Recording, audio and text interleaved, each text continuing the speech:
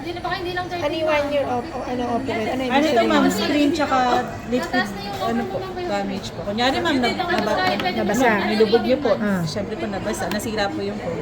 Libre po yung pagpapagawa sa service center natin ng screen ma'am. Screen lang. Pero yung other damages, Other sagot damages ko. ma'am, opo, siyempre po customer negligence. Asan na siya dito? Ito? Yan. Explain mo ate yung features.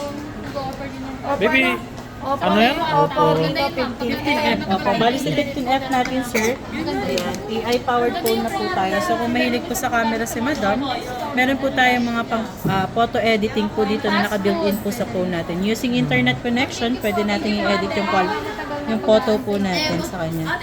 For example, yan sir, click edit po. Yan, meron tayong recompose para mas better lang yung picture. Eraser sir, pag nag-picture kayo sa crowded area, pwede nyo pong i-delete yung mga photo bomber sa background.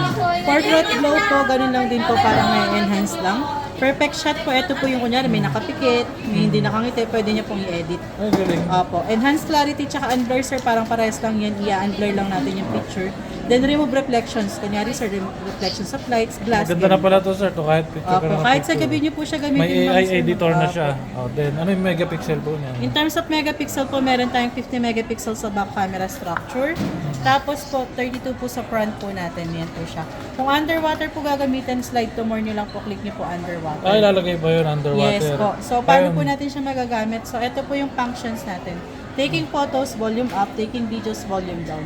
Tapos, hold nyo lang po ng 3 seconds yung power button para po mag-drain yung tubig na pumasok sa phone at mag-back po tayo sa home screen po natin. Pag po nailubog natin siya, sir, sa tubig, wag lang po salted water.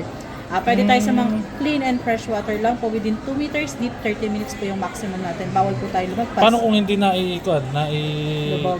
naulanan lang, okay lang? Okay lang naman sir, pero mas maganda kung sakaling mabasa yung phone, wag lang po muna natin i-charge agad-agad. At least 1 to 2 hours, siguraduhin pong tuyo na po yung charging port bago natin i-charge para iwas sira po ng battery po natin. Ano po. In terms naman po sa signal natin, since meron siyang AI, full of or crowded na area po, malakas siyang sumagat ng signal sa. Okay na ito ma'am? Ma'am, ito po. Ano po? 15F na lang po. Ayan, sige.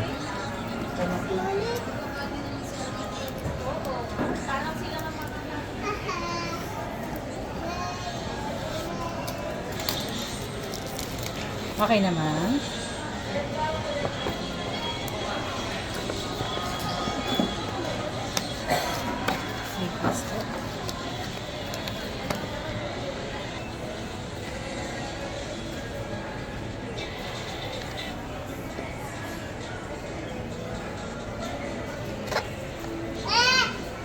Paano?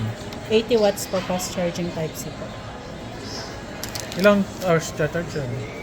Depende sir kung ano, pag sobrang low bat, syempre sir tatagal tayo ng nasa isang oras na agad. Pero kung hindi naman, wala pang 1 hour sir po charge. Full charge.